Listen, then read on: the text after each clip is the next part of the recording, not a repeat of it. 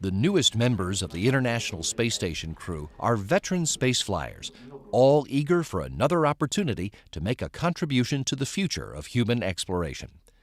Dr. Koichi Wakata was born and raised in Saitama, a bedroom community of Tokyo.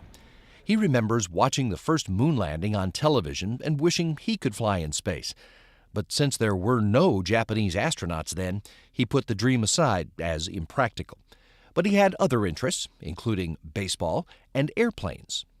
I was very fascinated by airplanes ever since I was a small boy, and I always wanted to become an engineer or pilot to make and fly an airplane. Wakata pursued that dream at Kyushu University, where he earned a bachelor's degree in aeronautical engineering and a master's in applied mechanics, and then started his career as a structural engineer for Japan Airlines. 2 years later, when Japan's space agency advertised for astronaut candidates, Wakata applied and was selected in 1992 to begin astronaut training at NASA's Johnson Space Center in Houston.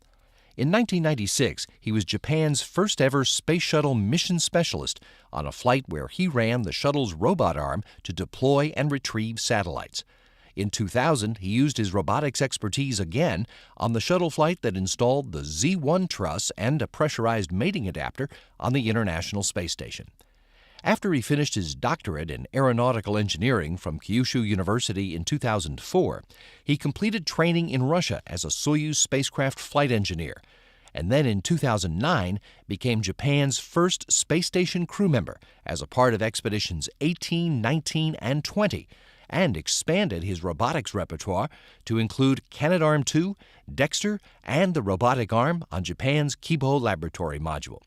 He's eager to keep doing what he can to prepare the way for future exploration and improve life on Earth. I think we can gain new knowledge, new technologies that we benefit in our daily life on the ground by going to space.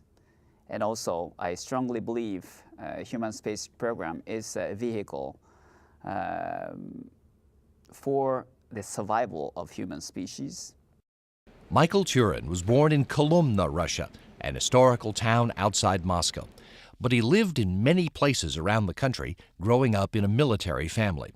His interest in spaceflight did not focus on becoming a cosmonaut himself.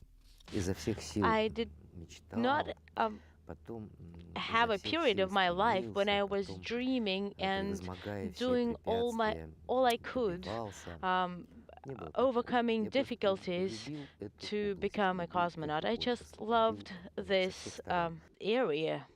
And he focused on getting as close to it as he could.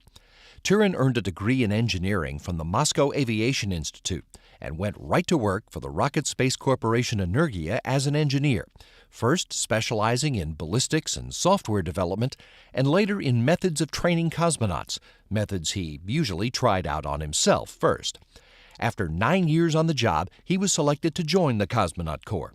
Turin made 3 spacewalks during his first trip to the International Space Station in 2001 as a flight engineer on Expedition 3, and 2 more EVAs as flight engineer on Expedition 14 in 2006 and 2007. He's pleased to be contributing to physiological research that will prepare humans for future space exploration, and even more interested in how some of the psychological results will be applied on Earth. They can be used not just in space exploration, but can be propagated and applied to human relations in general, and much more in demand in various areas of our human activity, human life. Rick Mastracchio is a native of Waterbury, Connecticut, and grew up there in the 1960s interested in the space program, but not with the idea that he'd ever fly in space himself. When I was a small kid, I didn't know you could even be an astronaut. It never occurred to me I could be an astronaut someday.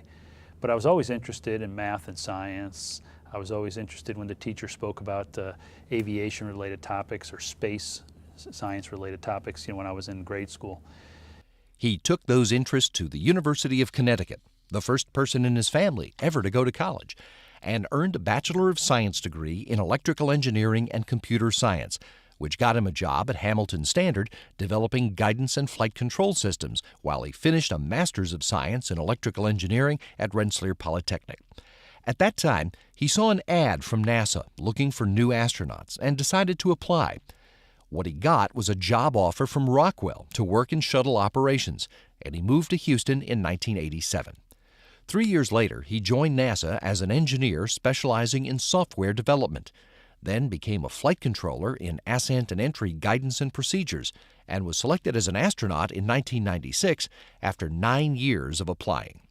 His first space shuttle flight was the 2000 mission that outfitted the International Space Station's new Zvezda module for its first permanent crew. He made 3 spacewalks during his second trip to the station in 2007 on a mission that delivered a truss segment and a new gyroscope, and 3 more EVAs on a 2010 resupply mission. He sees this station as a means to support inevitable exploration well beyond the neighborhood of this blue planet.